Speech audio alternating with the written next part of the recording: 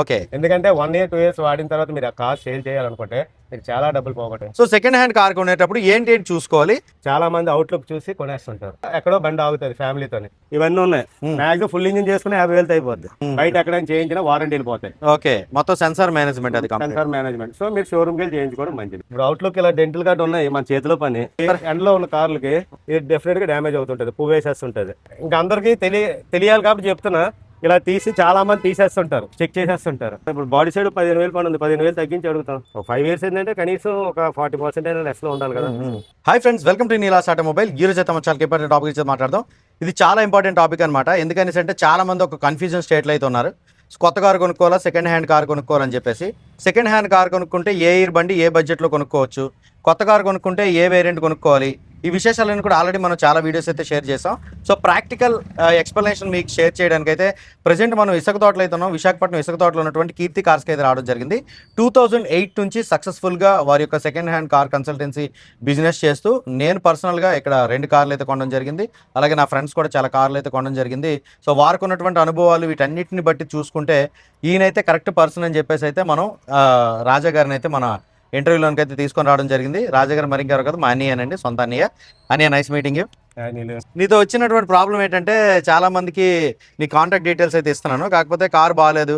నీ దగ్గర ఉన్న కారు కూడా కొన్ని సందర్భాల్లో బాగాలేదైతే బాగాలేదని చెప్పాడు. మేము ఇది ఇచ్చేయండి, మేము చూసుకుంటాం, మీరు ఉన్నారు కదా ట్రస్ట్ అని చెప్పేసి వాళ్ళు అన్నా సరే నువ్వు కారు ఇవ్వకపోవడం, ఇదే చాలా పెద్ద ప్రాబ్లం అయితే జరుగుతుంది అనమాట. ఎందుకంటే నేను 2008 నుంచి ఇక్కడే ఉన్నా, ఇదే ప్లేస్ లో ఉన్నాను మిస్టర్. మీరు నాకు ఎప్పటికీ రిపీటెడ్ కస్టమర్స్. ఈ రోజు ఈ కారు ఉంది, విజయవాడ నుంచి కస్టమర్ కాల్ చేశారు, బండి ఎలా ఉంది అన్నారు, అంతా ఉన్నట్టు చెప్పాను, అమౌంట్ కొట్టేశారు. ఈ రోజు ఎఫ్సీకి వెళ్ళాలి, లేదంటే ఈ రోజు విజయవాడ పంపించేయాలి బండి. ఓకే, ఈ రోజు ఎఫ్సీ చేయించి ఇన్సూరెన్స్ కూడా పే చేశా, ఎఫ్సీ చేయించి రేపు పంపించేస్తాను బండి.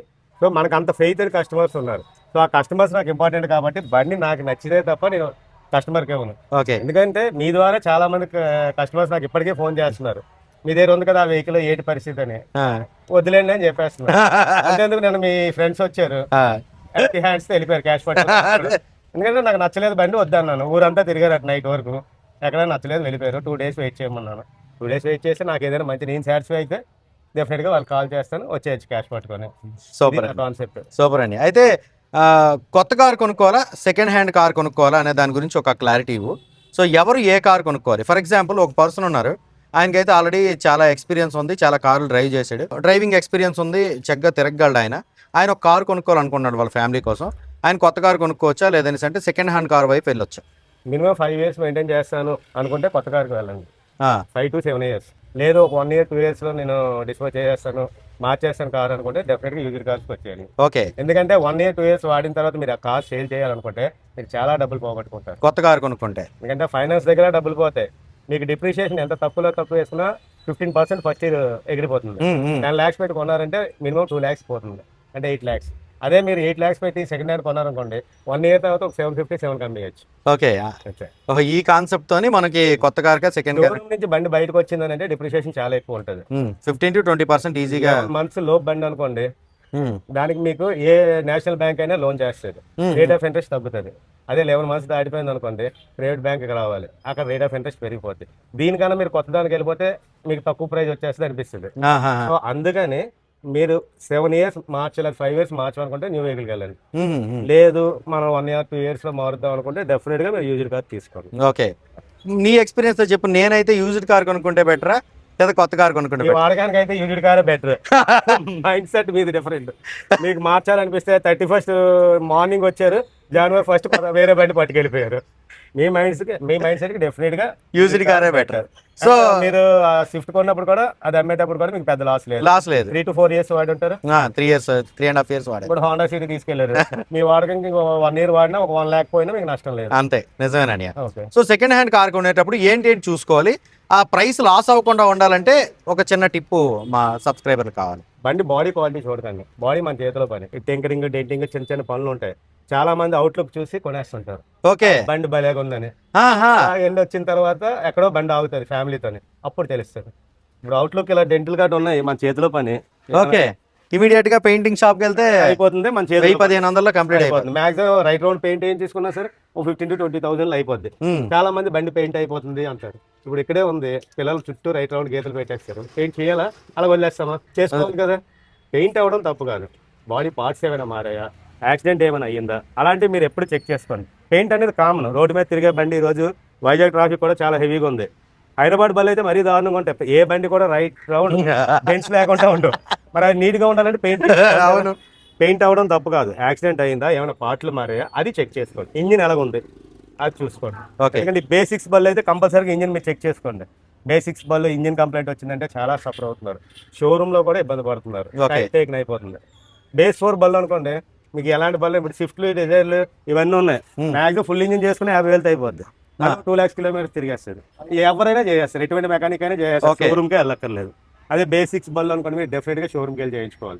బయట ఎక్కడైనా చేయించినా వారంటీలు పోతాయి. ఓకే, మొత్తం సెన్సార్ మేనేజ్మెంట్, అది సెన్సార్ మేనేజ్మెంట్. సో మీరు షోరూమ్కి వెళ్ళి చేయించుకోవడం మంచిది. అలాగే BS6 బల్కి 5-6 years వారంటీ ఇస్తున్నారు కాబట్టి బయట ఓపెన్ చేయించారా వారంటీ పోతుంది. సో అలాగే షోరూమ్ లో చేపిస్తే బీభత్సమైన డబ్బులు ఉంటది కదా. మీరు రోడ్డు పక్కన ఒక హోటల్లో టిఫిన్ చేస్తే ఒక 50 రూపాయలు అయిపోద్ది. కొద్దిగా రిచ్ ఒక 200, 5 స్టార్కి వెళ్తే 1000 రూపీస్ అవుతుంది ఆబ్వియస్లీ. అదే విధంగా మరి షోరూమ్కి వెళ్తే వాళ్ళ మెయింటెనెన్స్ ఉంటుంది, GST ఉంటుంది. అంతే. అంటే నేను షోరూమ్ అన్నానని కాదు, షోరూమ్ లో చేసుకుంటే ఏంటంటే అక్కడ రెగ్యులర్ గా మనకి ఇండికేట్ చేస్తుంటారు, సార్ ఈ సర్వీస్ కి మీరు రావాలి, ఈ సర్వీస్ కి రావాలి అని. 1000 kilometers కూడా ఎక్స్ట్రా అవనెవరు ఫాలోఅప్ ఉంటుంది. ఇదే బయట మనం చేయించుకున్నాం అనుకోండి, ఆ ఫాలోఅప్ ఉండదు కదా. ఉండదు. మనం ఒక 2000 kilometers ఎక్కువ అయిపోయినా సరే, ఇన్ కేసు మెకానిక్ తెలిసినోడు కాలేదు అనుకోండి, వాడు ఏ ఇంజిన్ ఆయిల్ మారుస్తాడో తెలియదు, ఏ ఫిల్టర్ వేసేస్తాడో తెలియదు, కూలెంట్ ఎలాంటిది వాడతాడో తెలియదు, స్పేర్ పార్ట్ మార్చేటప్పుడు ఒరిజినల్ చేసాడో లేదో తెలియదు. ఆ షోరూమ్ లోనైతే మనకు ఇష్యూ ఉండదు. ఓకే, బయట దగ్గరుండి చేయించుకుంటే బెస్ట్ అని నేను చేయించుకుంటే మనకు తక్కువలో అవుతుంది, తక్కువలో అవుతుంది. అదే షోరూమ్ లో చేయించుకుంటే మనం దగ్గర ఉండక్కర్లేదు. అన్ని జెన్యూన్ పార్ట్స్, ఏది బాగోపోయినా అన్ని పిక్ అడ్జస్ట్మెంట్ ఉండవు. ఓకే, సో ఇంజిన్ కంప్లైంట్ ఉందని ఏ విధంగా తెలుస్తుంది? ఫర్ ఎగ్జాంపుల్ ఈ కార్ ఉందనుకో, సో దీన్ని చెక్ చేసుకునేటప్పుడు ఇంజిన్ కంప్లైంట్ ఉందని మీరు ఏ విధంగా గ్రహిస్తారు? సో కస్టమర్ ఏంటంటే మనకున్న ఎక్స్పీరియన్స్ కి బండి స్టార్ట్ చేసేటప్పుడు ఇంజిన్ పర్ఫార్మెన్స్ మాకు ఒక 70% వరకు అర్థమైపోతుంది, ఇంజిన్ పర్ఫార్మెన్స్. ఆ తర్వాత ట్రయల్ చేసిన తర్వాత దాని పికప్ ఎలా ఉంది, నాయిస్ ఎలా ఉంది, స్మోక్ ఏమైనా వస్తుందా, ఓకే ఇంజిన్ ఆయిల్ చెక్ చేస్తా, అది ఏమైనా డ్రాప్ అవుతుందా, ఇలాంటివి చూసుకుంటే ఇంజిన్ పర్ఫార్మెన్స్ తెలుస్తుంది. మాక్సిమం బీట్ బట్టి చాలా వరకు మేము పెట్టేస్తాం. ఇంజిన్ నాయిస్ బట్టి ఇందులో ఏదో తేడా ఉందండి, అప్పుడు ట్రయల్ చూసిన తర్వాత ఏంటనేది ఒక 80%, 85% జడ్జ్ చేయగలం. ఓకే, బాడీ వైజ్ అంటారా పక్కాగా చెప్పేస్తాం. 100% బాడీలో ఎక్కడ ఏమైనా డ్యామేజ్ అయ్యిందా, ఏమైనా పార్ట్స్ మారాయా, ఇటువంటివన్నీ 100% మేము చెప్పేస్తాం. ఈ గ్లాస్ మీద ఉన్న నెంబర్ కోడింగ్ ఇవన్నీ చూసి, ఇప్పుడు గ్లాస్ ఉంది, ఇప్పుడు ఎవరో కీ లోపల ఉండిపోద్ది, వాళ్ళకి తెలియదు అది ఎలా తీయాలో, బ్రేక్ చేసి తీసేస్తారు, గ్లాస్ వేస్తారు. అంటే గ్లాస్ మారినంత మాత్రాన కార్ డ్యామేజ్ కాదు కదా. సో గ్లాస్ మారిందంటే ప్రాపర్ వ్యాలిడ్ రీజన్ చెప్పారు. ఎండ్లో ఉన్న కార్లకి ఫ్రంట్ విండ్షీల్డ్ ఉందా, ఇది డెఫినెట్ గా డ్యామేజ్ అవుతుంటది, పువ్వేసేస్తుంటది, విజిబిలిటీ సరిగ్గా ఉండదు. సో డెఫినెట్ గా ఈ గ్లాస్ మారుస్తుంటది 3-4 years కి. ఫ్రంట్ గ్లాస్ మారిపోయింది, ఇది వరకు ఆ నాలెడ్జ్ అందరికి ఉండేది కాదు. మెయిన్ ఈ యూట్యూబ్ ఈ ఛానల్ అన్ని వచ్చిన తర్వాత ఇవన్నీ ఎక్స్పోజ్ అయ్యి గ్లాస్ మారిపోయింది, గ్లాస్ మారిపోతే అంతే, వ్యాలిడ్ రీజన్ ఉంటే ప్రాబ్లం లేదు. గ్లాస్ మారిందంటే ఏమైనా డ్యామేజ్ అయ్యిందా లేదా మనం చూస్తాం, చుట్టూ యాక్సిడెంట్ అయ్యిందా లేదా చూసి ఇది ఎందుకు మారిందో చెప్తాం. అది కాకుండా వస్తారు చాలా మంది కస్టమర్స్, గ్లాస్ మారిపోయింది సార్, ఎందుకు మారిపోయింది, ఎందుకు మారిపోద్ది, ఇప్పుడు నేను ఇలా కొడతాను బ్రేక్ అయిపోద్ది మారుస్తాను. అలాంటి చిన్న చిన్నవి పట్టించుకోకండి. యూజర్ కార్స్ బయట బాడీకి సంబంధించి ఏమి చిన్న డెంట్లో స్క్రాచెస్ కామన్, అవి పట్టించుకో. మేజర్ యాక్సిడెంట్ అయిందా లేదా చూసుకోండి. అవన్నీ ఇంకా అందరికీ తెలియాలి కాబట్టి చెప్తున్నా. ఇలా తీసి చాలా మంది తీసేస్తుంటారు, చెక్ చేసేస్తుంటారు, ఇది డ్యామేజ్ అయిపోయింది, అది డ్యామేజ్ అయిపోయిందని. ఓకే, ఈ డోర్ బీడింగ్లు, డోర్ ఎడ్జ్లు ఇవన్నీ చెక్ చేస్తుంటారు. ఈ డోర్ ఉంది, ఇది ఉంది, ఈ సీల్ ఇది ఒరిజినల్ అనమాట. ఓకే, ఇప్పుడు షోరూమ్కి వెళ్తా, ఇప్పుడు నేనైతే ఇది మేజర్ డ్యామేజ్ అయినా, గట్టిగా ఎవరైనా డ్యామేజ్ చేసినా నేను బయట చేయించుకుంటాను. అదే షోరూమ్కి వెళ్ళింది అనుకోండి, ఇన్సూరెన్స్ ఉంటుంది, వెంటనే డోర్ తీసి డోర్ రీప్లేస్ చేసేస్తారు. అప్పుడు మనం యాక్సిడెంట్ అయిన ఈ మాత్రం డ్యామేజ్ ఎక్కడైనా సరే రీప్లేస్ చేస్తారు వాళ్ళు. ఇన్సూరెన్స్ కూడా ఉంటుంది, క్లెయిమ్ చేసుకుంటారు. అంటే డోర్ మారిందని అంటే అదే డ్యామేజా కాదు, చుట్టూ చెక్ చేయాలి. ఈ డోర్ ఎందుకు మారిందా అనేది మన బాడీస్ చుట్టూ చెక్ చేసుకోవాలి. డోర్ ఎందుకు మారిందని అప్పుడు మనకు అర్థం అవుతుంది. ఈ డోర్ మారినంత మాత్రం ఇది ఏదో డ్యామేజ్ అయిపోయినట్టు కాదు. మోస్ట్లీ షోరూమ్కి వెళ్ళిన తర్వాత ఏ డ్యామేజ్ అయినా వాళ్ళ సర్వీస్ అంటే డోర్ రీప్లేస్ చేసేస్తారు. సో అవన్నీ minor things. Main original body ఉందా లేదా, దేంట్లో ఏమైనా ఉంటే మనం చేయించుకోవచ్చు. మన చేతిలో పని, టింకర్స్ ఉన్నారు, పెయింటర్స్ ఉన్నారు, బయట చేయించుకుంటే మనకు తక్కువలోనే అయిపోతుంది. ఇంజిన్ పర్ఫార్మెన్స్ ఎలా ఉంది, సెన్సార్లు ఎలా ఉన్నాయి, వాటర్ లో ఏమైనా బండి మునిగిందా, అదొకటి చెక్ చేసుకోవాలి. అది చెక్ చేసుకోవాలంటే మాలాంటి వాళ్ళకి కూడా కొంచెం కష్టమే. అప్పుడు మనం ఏంటంటే కంప్లీట్ గా ఎలక్ట్రికల్ సైడ్ మనం చెక్ చేసుకోవాలి. ఎలక్ట్రికల్ సంబంధించిన సిగ్నల్ ఇండికేటర్స్ ఏమైనా వస్తున్నాయా, లోపల ఎలక్ట్రికల్ గా ఏమైనా సిగ్నల్స్ వస్తుంటాయి చిన్న మనకు తెలియకుండా మైనర్వి, అవన్నీ చెక్ చేసుకోవాలి. చెక్ చేసుకున్న తర్వాత వైరింగ్ కిట్ చెక్ చేసుకోవాలి. వాటర్ ఫ్లో అయిన బళ్ళు కొద్దిగా ప్రమాదం, అది మాత్రం జాగ్రత్తగా చెక్ చేసుకోవాలి. ఓకే, వాటర్లో మునిగిపోయిన బళ్ళు లేదంటే యాక్సిడెంట్ అయిన బళ్ళు యాక్సిడెంట్ బండి అయిందంటే ఈజీగా మనకు తెలిసిపోతుంది. వాటర్ ఫ్లడ్ అయిన బళ్ళు మాత్రం కొద్దిగా స్పెషల్ కేర్ తీసుకోవాలి, తీసుకుంటే కానీ అది రెక్టిఫై చేయాలి. ఇంజిన్ సైడ్ కంప్లైంట్ లేకపోతే బాడీ సైడ్ ఎలాగున్నా సరే 15,000 మాట్లాడుకుంటాం. ఇప్పుడు బాడీ సైడ్ 15,000 పని ఉంది, 15,000 తగ్గించి అడుగుతాం. ఓకే, లేదు సస్పెన్షన్ కంప్లైంట్ ఉంది, ఒక 10,000 తగ్గించి అడుగుతాం. టైర్లు బాగాలేవు, ఒక 20,000 తగ్గించి అడుగుతాం. అయిపోయింది కదా, అది పెట్టుకుంటే మనం దగ్గరుండి మనం చేయించుకుంటాం. దాని పర్ఫార్మెన్స్ ఎలా ఉందో మనకు అప్పుడు తెలిసిపోతుంది. ఓకేనండి. అదే ఇంజిన్ సైడ్ వచ్చింది అనుకోండి, ఒక 50,000 60,000 వెహికల్ బట్టి. అది బేస్ 4 బల్ అయితే, బేస్ 6 బల్ అయితే ఇంజిన్ కంప్లైంట్ మళ్ళీ షోరూమ్కి వెళ్ళాలి. ఓకే, సో యూజర్ కార్స్ తీసుకుంటే బేస్ 4 బళ్ళు చాలా మంచివి. ఇంకా నెక్స్ట్ ఇంకో పాయింట్ ఏంటంటే, చాలా మంది ఇప్పుడు నీ దగ్గర ఉన్నది అనుకో కారు, నువ్వు చెప్పినటువంటి ప్రైస్కి 5-10 వేలు అటు ఇట్లో కొనేసుకోవచ్చు ఖచ్చితంగా, ఎవరు కూడా మనకు అబ్జెక్ట్ చేయట్లేదు. అదే కొన్ని దగ్గరలో అంటే మన పేర్లు చెప్పకూడదు, కొన్ని కన్సల్టెన్సీస్లో కానీ లేదంటే కొన్ని షోరూమ్ తాలూకా సెకండ్ హ్యాండ్ దీంట్లో కానీ మనకి ప్రైస్లు అయితే చాలా ఎక్కువగా ఉంటున్నాయి. సో ప్రైస్ అనేది ఎలా మనం చెక్ చేసుకోవచ్చు, ఒక చిన్న హింట్ ఏమైనా ఇవ్వగలిగితే? ప్రైస్ అనేది ఇలా చెక్ చేసుకోవాలని అయితే నేను చెప్పను. నీకు బండి నచ్చింది, ఒక 10,000 ఎక్కువ పెట్టి కొనుక్కో. అంటే మరి ఓవర్గా ఓవర్ ప్రైస్ ఉన్నదనంటే అప్పుడు మీరు ఆలోచించాలి, దానికి ఏమైనా యాక్సెసరీస్ ఉన్నాయా. ఏమీ లేకుండా ఓవర్ ప్రైస్ చెప్పేస్తున్నాడు. మంచి ఈ రోజు OLX ఎదిగితే మార్కెట్ మొత్తం తెలిసిపోతుంది ఎంత ఉందని, దాని మీద 40-50 వేలు తగ్గించి అంతే ఉంటుంది. అవునా? ఓకే, అంతే ఉంటుంది. OLX మీద 40-50 వేలు బేరం ఆడొచ్చు. కొందరు ఉంటే 1 lakh అలా పెడుతుంటారు. కాకపోతే మనకు తెలిసిపోతుంది ఈ రోజు మార్కెట్ ఎంత ఉంది. ఇప్పుడు న్యూ వెహికల్ తీసుకుంటాం, దాని ఇన్వాయిస్ చూస్తాం, అప్పుడు ఎంత ఉంది ఇన్వాయిస్, ఇప్పుడు ఆయన ఎంత చెప్తున్నాడు. ఒక 5 years ఏంటంటే కనీసం ఒక 40% అయినా లెస్ లో ఉండాలి కదా. కాకపోతే ఇప్పుడు అక్కడ కూడా ఏంటి ప్రాబ్లం రా అంటే, ఈ డీజిల్ బళ్ళు ఆపేసిన తర్వాత ఈ డీజిల్ బల్ డిమాండ్ పెరిగింది. భూమి రేటు పెరిగినట్టే డీజిల్ బల్ రేటు పెరిగింది.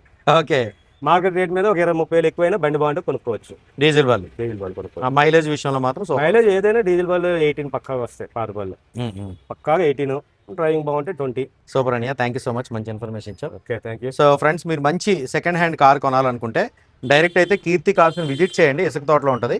సో ఫోన్ కాల్స్ చేయడం వల్ల లేదంటే వాట్సాప్లో డిస్కస్ చేయడం వల్ల మనకి పనులు అయితే జరగవు. సో ఇక్కడికి డైరెక్ట్గా వస్తే మీరు ఏదైనా కార్ చూసినా PDI చేసి కార్ కొనిపించేటటువంటి పని కానీ, లేదనేసంటే త్వరలో ఒక కొత్త సర్వీస్ అయితే స్టార్ట్ అవబోతుంది అనమాట కీర్తి కార్స్లో. మీరు ఎటువంటి కండిషన్లో ఉన్నటువంటి కార్ తీసుకొని వచ్చినా దాన్ని బడ్జెట్లో కంప్లీట్ రీస్టోరేషన్ చేసేటటువంటి కార్యక్రమం మన విశాఖపట్నం ఇసుక తోటలో ఉన్నటువంటి కీర్తి కార్స్లో జరగబోతుంది.